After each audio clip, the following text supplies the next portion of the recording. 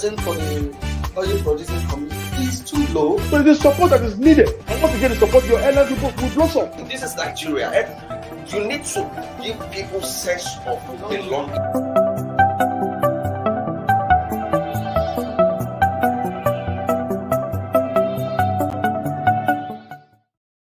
Good morning and welcome to Inside Nigerian Leadership Television. Today is the last edition for the week, and today is July 29th, 2022 edition. My name is Winifred Boba, and with me in the studio is our public affairs analyst, social commentator, Majid Dahiru. Majid, it's always a pleasure. Thank you very much. Country's on fire. As assigned. And nobody seems to be during running. the NMPC. We hope the river will not overflow. Country is on fire. Well, we have, as usual, 4 papers for review and discussion. This morning we have Nigeria's most influential leadership, the sister publication, National Economy, THISDAY, and Blueprint newspaper. And incidentally, just like I told my guest in the studio, the papers are running with the security issues we have in our hands presently. And we are starting with leadership. Let's see what leadership is saying on security issues.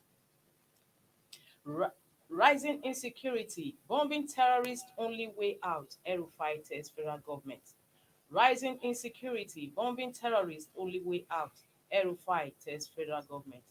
Bandits ambush key soldiers at Zuma Rock as military declares Abuja safe. Claims killing 88 terrorists in Buhari orders. To probe soldiers' alleged involvement in ransom collection. Nigerians tired, gravitating towards self-help, NSA. Let's have the paper for our viewers to see.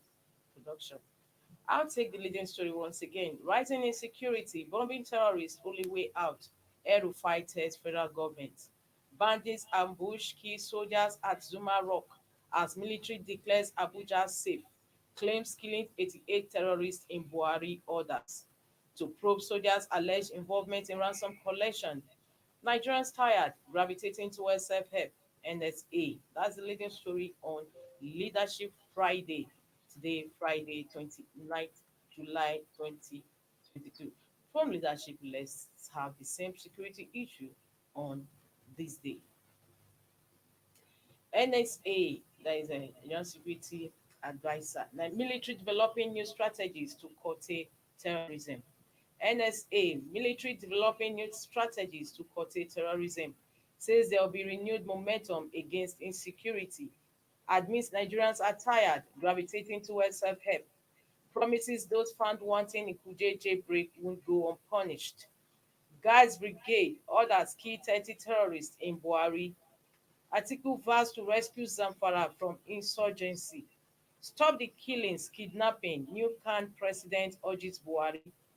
PDP National Assembly caucus collecting signatures to impeach president. That's the leading story on THISDAY newspaper this Friday. I'll take it again. NSA, military developing new strategies to curtail terrorism, says there will be renewed momentum against insecurity. Admits Nigerians are tired, gravitating towards self-help. Promises those found wanting Kuje jailbreak won't go unpunished. Guards Brigade orders kill 30 terrorists in Buhari. Atiku vows to rescue Zamfara from insurgency. Stop the killings, kidnapping. New CAN president urges Buhari. PDP National Assembly caucus collecting signatures to impeach president. It's much on this day today. From this day, the same security matters on Blueprint newspaper. Let's see what Blueprint is saying on the matter. Blueprint, Nigeria in very difficult situation. Citizens tired, says NSA. Nigeria in very difficult situation. Citizens tired, says NSA. Cautions elite media on utterances reportage. Says armed forces working on new strategies. Buhari not aware of abduction threat. El-Rufai. Let's bomb them out of existence, not waiting to be attacked before responding. That is on page 6 of Blueprint newspaper. Majid, today's new headline stories are all on insecurity issue. How did we get here? No, of course. We didn't get here last week. We didn't get here even in the last 1 year. We got here a long time ago. It was a long time coming, and some of us saw it. The media that they are accusing today of aiding and abetting terrorism. I don't know how that Mm. impression came about. Has been warning, providing solutions, Mm. pointing out where these problems are emerging from and how to resolve them. Mm. The government did not listen. Mm. This government politicized national security to the extent that it was preoccupied by seeing to be succeeding where the former administration failed. That was all. Mm. It wasn't about solving the problem, but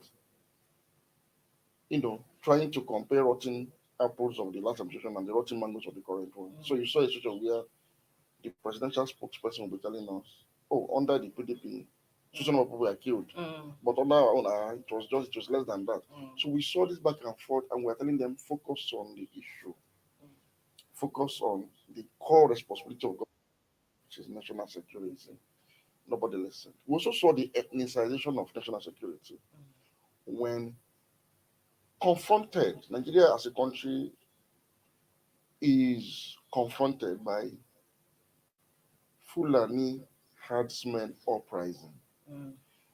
and not Fulani people uprising, Mm. killer herdsmen Mm. activities in Nigeria of mostly the Fulani tribe. You see, there's something about sociology of crime. You need to understand the complete profile of a group of criminals or terrorists to unearth their motive, their modus operandi, with the aim of knowing how to solve it holistically. So there's a difference between the criminal profiling of an ethnic group, which is not the case in Nigeria, and the ethnic profile of an individual or group of criminals. Mm. So you arrest somebody, even in the incidents from the police, your ethnic group, your religion, your age, this is documented. Mm. Because we want to know why a particular crime is prevalent among a particular demographic Yes. and what are the causative factors. It helps in fighting crime. It also helps the authorities to infiltrate and gather credible native intelligence in how to tackle this crime. But they blame the media and said we are profiling an ethnic group. Each time we point out the identities of the perpetrators. Now, while we are living in denial, while the government was living in denial all this while, and in some instances, some very disturbing instances, the government appears to be playing the advocate for these groups. First, Mm. the government branded the whole crisis as former hardest clashes. I will say no, this is not former hardest. Wrong, very, very, very wrong appellation. It is wrong labeling that kind of downplays the severity of the matter. This was pure terrorism. When we are going to farming communities, wiping out farming Marginal communities, communities, destroying their families. crops. So this is not formal hardest clashing. Which what? Who's clashing with who? On my farmland. This is pure terrorism. When these people were rustling cattle of law-abiding, unarmed defenseless cattle breeders, we also pointed out that this is not just cattle rustling. This is terrorism. Mm. These people grew from just attacking farming communities to as brazen as bringing down a fighter jet. Mm. We called on the government to declare them terrorists. All sort of excuses in the books were brought up to say no, it's not possible. That would be akin to, to describing a whole ethnic group as. I said nobody is saying this designate an ethnic group as terrorists. But say this group of ethnic militiamen Mm. should be designated as terrorists. Mm. It's as simple as that. They refused until it became a problem for the entire northwest region. That was only where the government grudgingly went to court to get an order to declare them terrorists. Now apply the full weight of the law Against them. Not against that they have them. succeeded in We are branding not them. seeing that. So, We saw a wanted person in the nearby state of Katsina receiving chieftaincy title in Zamfara openly. Mm. We've seen journalists, people like Shegumi and his friends, go into the den of the kidnappers or the terrorists who appear to live in the communities that they are operating within. Mm. They live there. They're like normal people. Yes, they are They at go home. to nobody has been able to pinpoint and arrest these people. It tells you that there is either a deliberate or ignorant complicity of the government because of what they are not doing right. Governor El Rufai has been advocating for a comprehensive area bombardment Yes. of some of these forests that we know these people are domiciled within. Mm. Nobody seems to be thinking. Now the terrorists have converged in the north central, which includes Abuja, with ISWAP and Boko Haram elements from the northeast. So the people you see operating in Abuja today are a combination of killer herdsmen from the northwest and Boko Haram elements from the northeast. And so they have surrounded Abuja from Niger, Kaduna, and parts of Nasarawa as we speak. The Yes. seat of power in Power. Nigeria. They have surrounded. You saw the incidents at Buhari. You Yes. saw the incidents yesterday. Was yesterday Yes. Azuma. at Zuma. We don't know where they will strike next. So Abuja is about to become another Kaduna. And the governor of Kaduna has started telling you now, Mm. bombard them. Before we started this program, we were discussing of the voice note we listened to. Yes. Such an operation, from that voice note, I said that soldier was just a patriot. Yes. They did their best. They said they got to a point where their vehicles could Could not. move. What will a soldier be doing in a forest in a blind operation? That's what you call blind operation. No specifics, no precision. So it was easy to ambush them and we suffer the kind of pressure to suffer because somebody somewhere didn't take this matter seriously enough to carry out an area mapping of that particular place Yes. and carry out air raid Oh yes. before ground troops can move. Yes. That could have been the easiest. Because somebody does not know the severity of this matter, or somebody is pretending not to know No. Since you're already aware that that these people are people are here. there, yes. What Why could have do you done? why Not do you grand. send sometimes people make us Yes. look like our soldiers are not doing their best? Yes. They are overstretched. They have done the best they Best could. they can. They have done But they are being sabotaged within. by a clueless political leadership at every level. It is the problem is the political leadership, not the armed forces. Because somebody has not taken the decision that this is a problem. We saw insurgency in the southeast. I IPOB insurgency. We saw the swiftness between which the government deployed heavy Mm. military presence there to quell it. We saw it. And we are saying, why not do the same everywhere? What is the preoccupation with IPOB when you have a much more dangerous group that is threatening to come to the capital? That is not IPOB that has attacked Brigade of Guards Mm. or attacked soldiers in Abuja or NDA. NDA or Uje. border. It's not IPOB. So even in the president's last interview with Bloomberg, it was IPOB he was focused Yes. on. Something wrong somewhere. And yet the president said he's not aware, according to Governor Rufai, that the people who came to Kuje to free their members have tried to abduct them. That they didn't see the video. He's not aware. That is a very shocking revelation. I felt chills down my spine Mm. when Rufai made that claim that He was the one that if the told president is not aware of what any child on the street of Nigeria already is aware of, then I think I'm supporting the call at this point for the president to throw in the towel now. We can no longer have a commander in chief who is not aware that terrorists, we have problem on our hands. no, not just problem, that terrorists have threatened to abduct him in a well circulated video. And he says he's not aware until the governor came from Kaduna to point out to him. Then we're in bigger trouble than we realize. So we don't need to go too far to know where our problem lies. Our commander in chief is unaware of the problems confronting us as a country. And if he's unaware, how do you expect him to act? Look at what the NSA is saying. Mm. The Nigerians are tired. And I was wanting to self-help. That is the NSA throwing his hands in the air and saying that Nigerians are tired. And announcing that they want to now start a new approach, which was a wrong-headed announcement. You don't announce such a thing. If you have a new approach to apply it. Let it come as a shock therapy to the terrorists.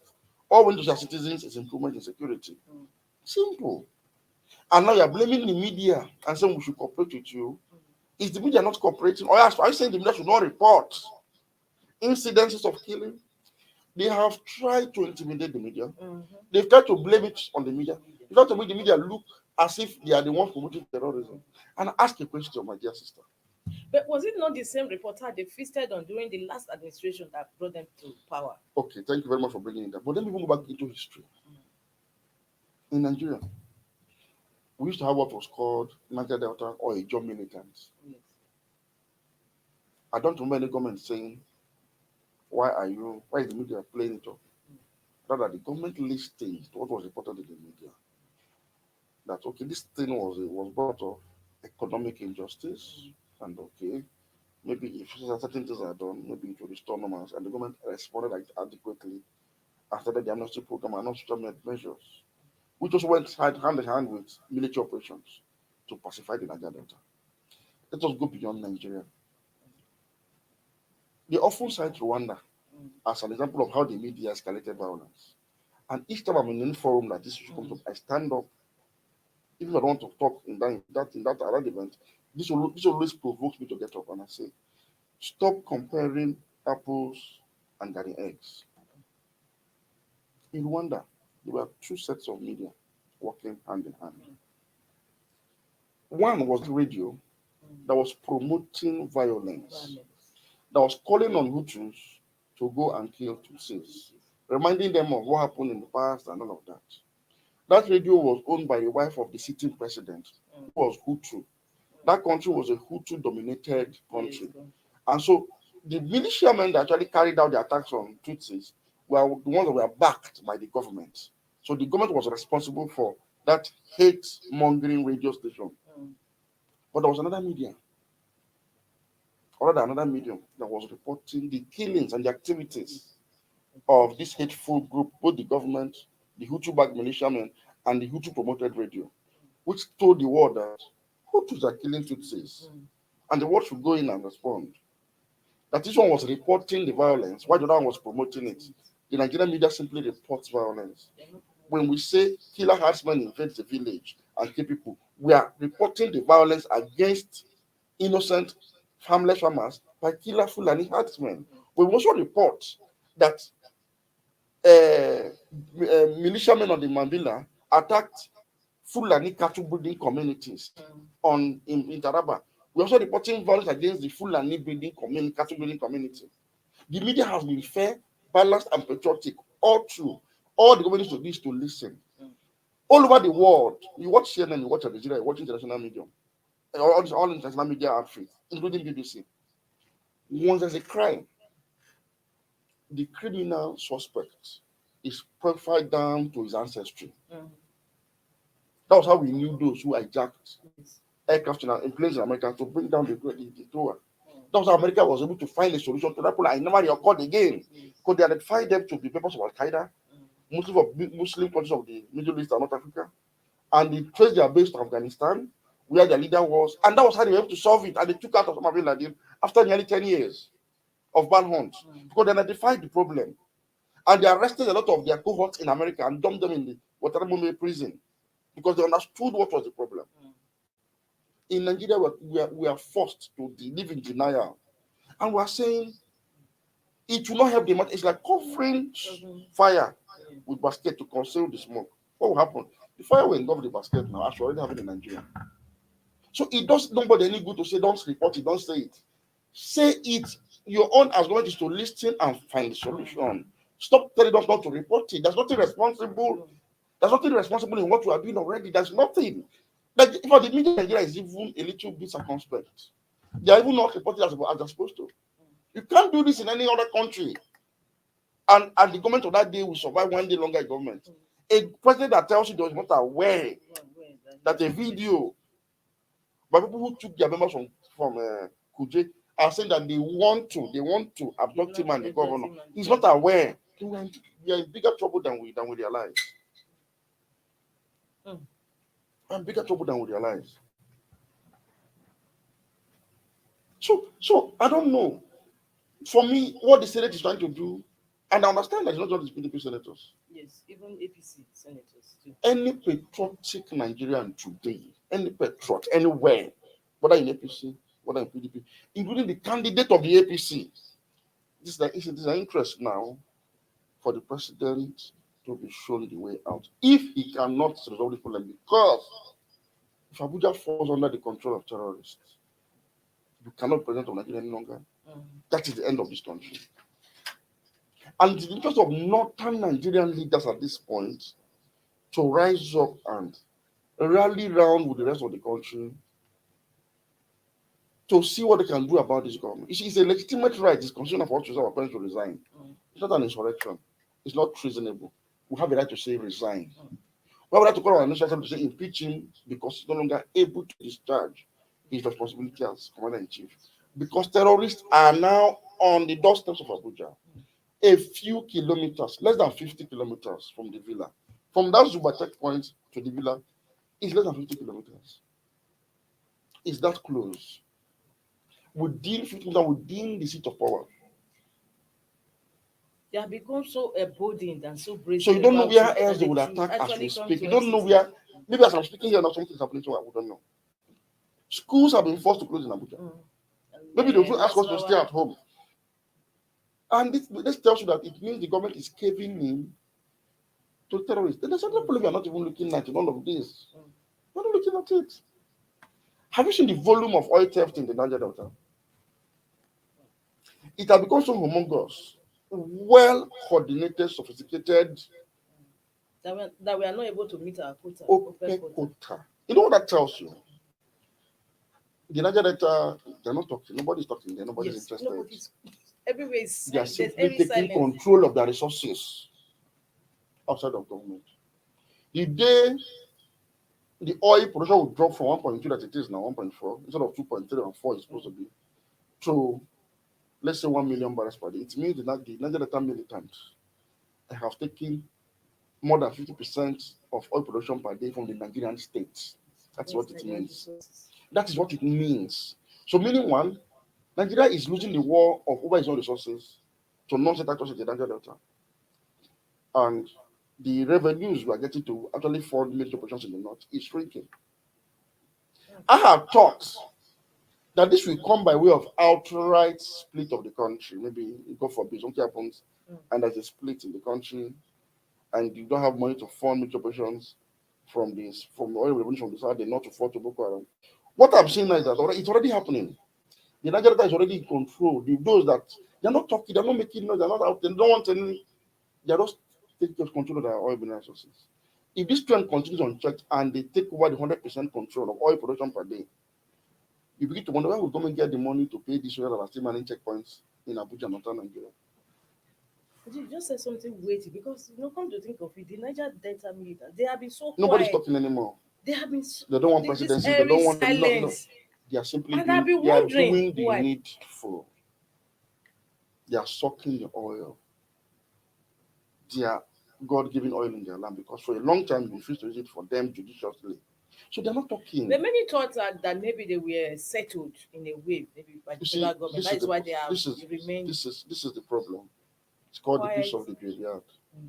Yes. Now, we made progress in 2007 to 2010, 11, when the Federal administration did the needful. Yes.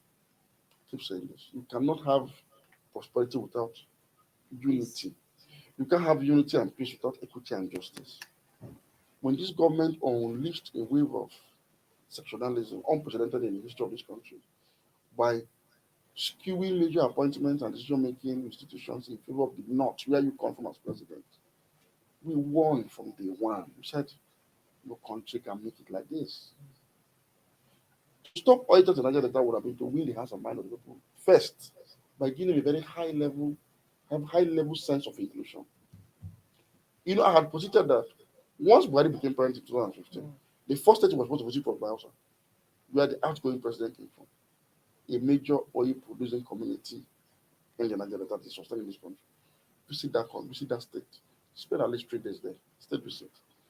Where you'll assure them, very possibly you'll be hosted by Jonathan in his personal house to show that I didn't come to take from you what belongs to you. But the reverse was his case. The reverse was the in his case. speech, he said he was not going to continue the amnesty The program. reverse was the case. Until They tampered with it. yes, He the stopped pipeline this. started.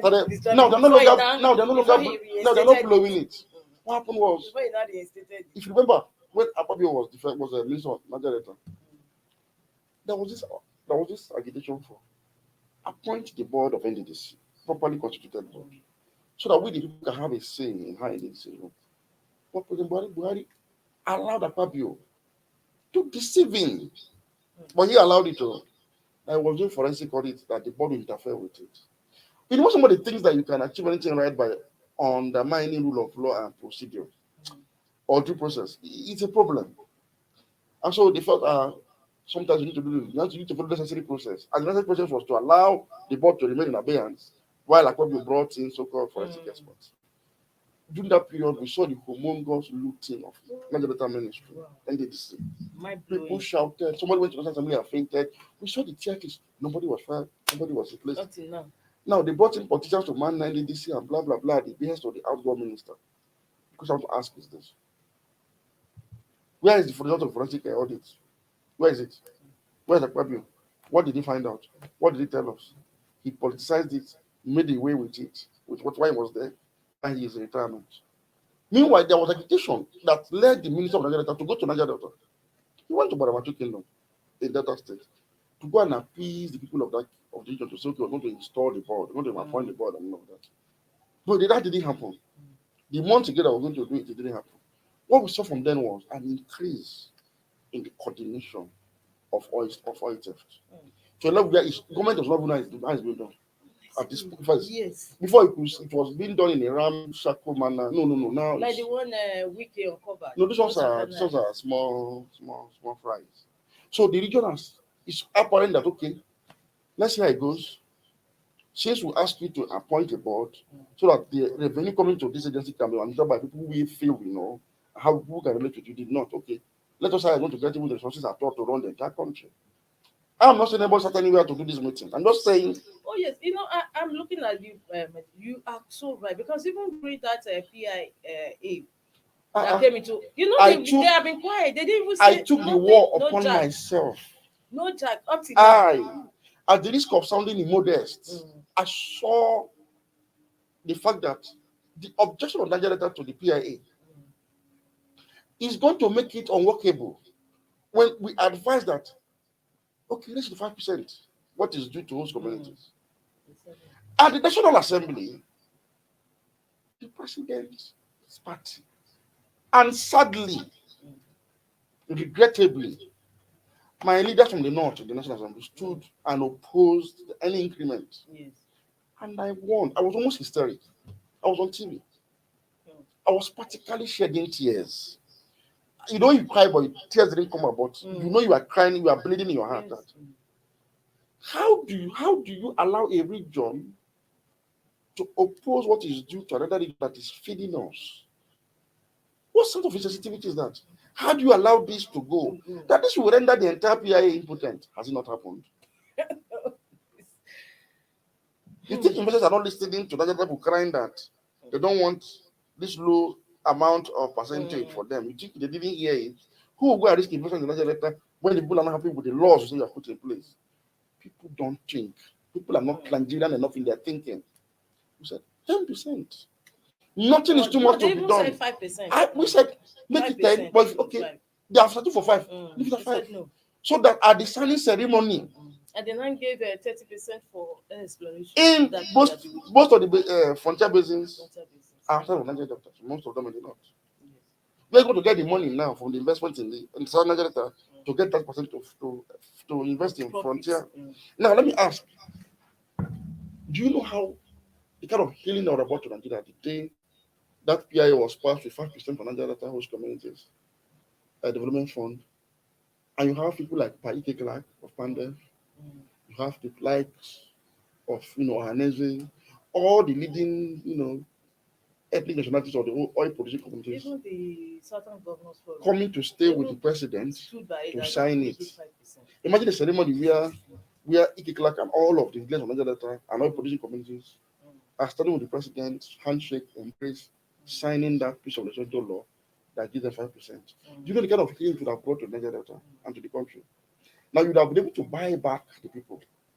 And you must now follow it up with massive investment in the development of that region. I'll tell you something. NDDC was not run well in the past. Because unfortunately, succeeding governments appointed politicians. Politicians up that politicians, yes, because and these politicians came there and felt this is my turn to recoup what was spent in the political game that's been going on. And so we converted it to a patronage pool. had expected the comment of change like that of President Muhammadu Buhari to have gone around the world to appoint the best Nigerians from Nigeria states. But they have found that are experts in developmental economics. In fact, ask the UN to send you a list so that they can even collaborate with them through intervention funds to augment whatever you are going to budget for them. Tell UN, tell IMF to send you the best people from the following states of Niger Delta.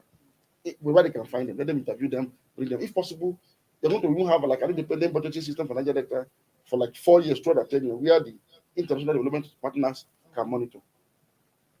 So that the ideals of the Ministry of Niger Delta and NADC as interventionist projects, agencies that will spur growth in that region, he would have realized it in the last 7 years more. But what did he do? He went back to the same old battles and made it worse. He brought politicians. Now he has replaced Akpabio with Umana from Niger Delta, another hardcore politician from that state. But if you politician an agency to run, what are you telling him to do? Why use it to feather your nest? It's as simple as that. It's not, that's not what else are you telling him? So, in addition to what you are facing in Zuba here, he has a remote course in the Niger Delta. And if that problem in the Niger Delta is not solved, it's going to aggravate what you have in Abuja. Because problem in the time will come, the government may not have the resources to fund security Remember what operations. the Minister of Finance told us a few days ago, Yes. that the ECA fund depleted because So 370K. they took about $1 370,000 naira. for security issues, and we are not seeing We are not seeing the results. Because security is beyond hardware. Let me tell you, in our armory as Nigeria, we have enough hardware to fight security. In fact, to fight any form of insurgency. We do. What we do not have is the unity of purpose. Niger Delta, the criminal activity there is economically induced. That is, there's this sense of economic injustice that was aggravated by this government. In the southeast, IPOP is political. People are feeling alienated, as in you are treating them like a conquered territory with your 95 and 7% dichotomy. Simple. In the northeast, it's religious. We must admit it. Something has gone wrong with the way and manner of practice the Muslim religion in Nigeria. In fact, let me tell you this. You know, I'm also an advocate of a reform of the Muslim religion in Nigeria. That's one of the doctrines. When Boko Haram is in the mainstream. A few days ago, I was sitting down in front of my house and I observed my neighbor. I was sitting down and I'm a Muslim. One of my neighbors is a Christian. So we were sitting down together, just gisting in front of my house. And so the next block to me is my brother and neighbor. He's a Muslim like you. So he has this teacher who comes to teach the children in his house Arabic and Islamic studies. So that particular day, this was just 3 days ago, they finished their lessons. So I now overheard the preacher chanting with the children. So anybody who drinks alcohol will not go to paradise. Say after me, and they repeated. I thought my neighbor who's a Christian didn't hear it. So I just didn't want to talk about it until now. Stopped 3 days. I said, did I hear? I said, my brother, I didn't want you to hear it. Now, what that means is that you're already indoctrinating that child against people that are drinking alcohol in a mixed neighborhood. Now, that teacher has gone beyond his brief of teaching them Arabic literacy and religious knowledge. Religious knowledge should stop at do not take alcohol and leave it at that. Don't judge others who take. So that students do not grow up and see others who take alcohol as evil people. That they are not. This is the kind of indoctrination that went on for a long time and became Boko Haram, and which must begin, we must all begin the reversal. And in the Northwest, what we have is a cultural problem. Banditry is cultural. It's a culture prevalent among a particular tribal demography. It is clear. The Sultan of Sokoto said sometime ago that out of 10 bandits you capture, 8 are Fulanis. It is the same thing with Masari, the governor of Katsina. the same thing with the BBC we've seen, Daily Trust. The same thing with Gumi. Gumi told us it was really a tribal warfare they're fighting between Fulanis and non-Fulanis in Nigeria. Simple. The question is, a state is supposed to be able to look at all of these issues holistically and tackle each one on its merit in order to allow the state to take over in a manner that replaces whatever gains people are making from these activities with a legitimate form of good governance. It's like replacing absence of good governance may have led to all of this. So what do? You replace it to good governance quickly while enforcing law and order impartially. Enforcement of law and order. So what do you do in the Southeast? Show the Southeast people love. Mr. President, go to Enugu and spend 3 days. Tour the entire Southeast state. Be available. Hug, shake, high five, speak.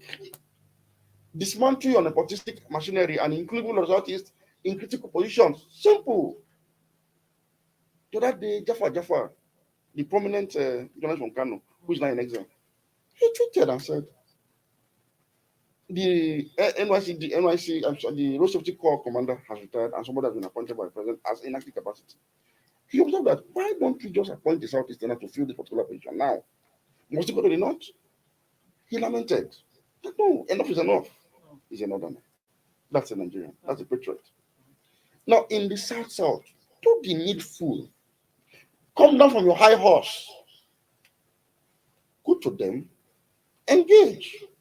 And say, look, I am you, you are me. What do we do?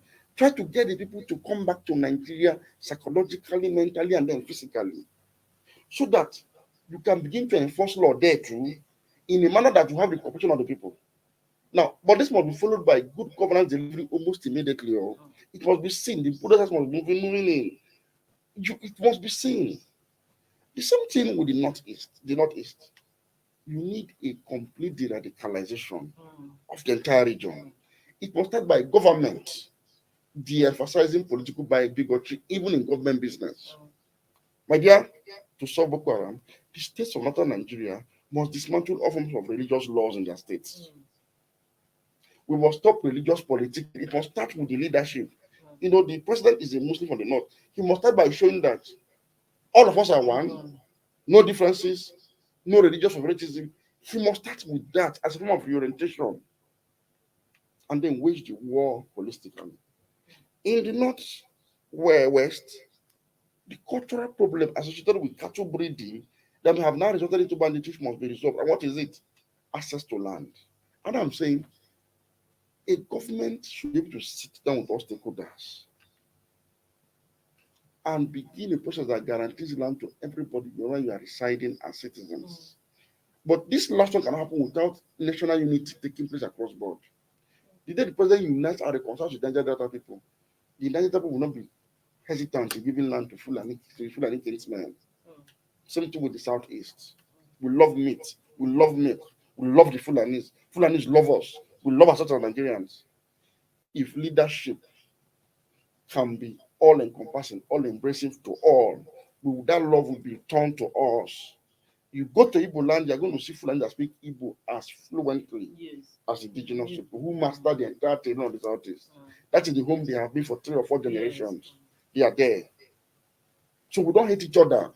Somebody introduced hatred by favoring one against the other. Even in the family, among your own children, the day you show that one is preferred to the other, you will have peace in that home. It's as simple as that. The man must show all, not just say it, show, demonstrate it. If he cannot, he has to give way.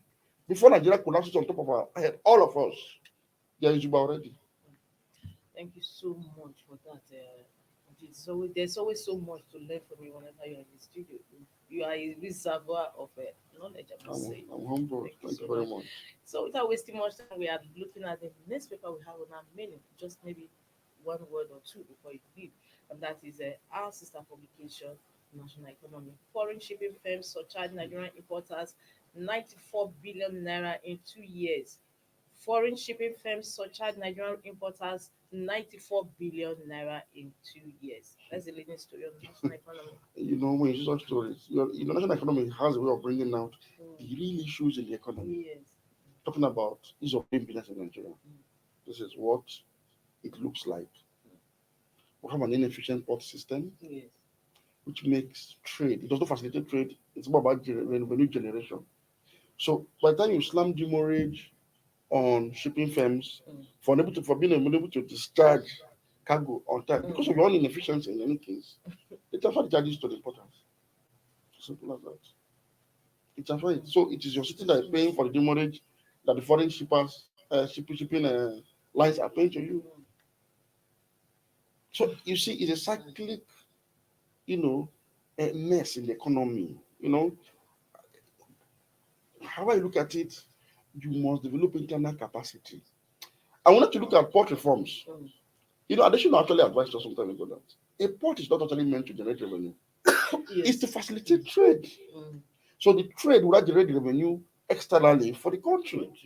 So we're not looking at that yet. We are levying, increasing tariffs, levying, all in the name of raising revenue for government. And this revenue is shared between the three tiers of government. And look at how it is being utilized. So of what use killing businesses to feed some few guys in government that will not utilize this for what it is used for? Have you seen the roads that lead to Lagos Port? Okay. Thank you very much. Wow. Thank you so much, Mr. Majid, for your time today on Inside Nigeria. Well, viewers, this is what we call it a day on today's program, Inside Nigeria on Leadership Television. With me in the studio has been public affairs analyst. You heard him talk, and it's Majid Dahiru. Thank you so much once again. And my name is Winifred Ugbebo. This is wishing you a beautiful weekend. Don't forget, security is a collective responsibility. Do stay safe. See you on Monday. Have a nice weekend. Bye. Thank you for watching. For sponsorship and advert placements, please contact 080-3688-6158. Last Word Leadership Podcast Studio. You have the last word.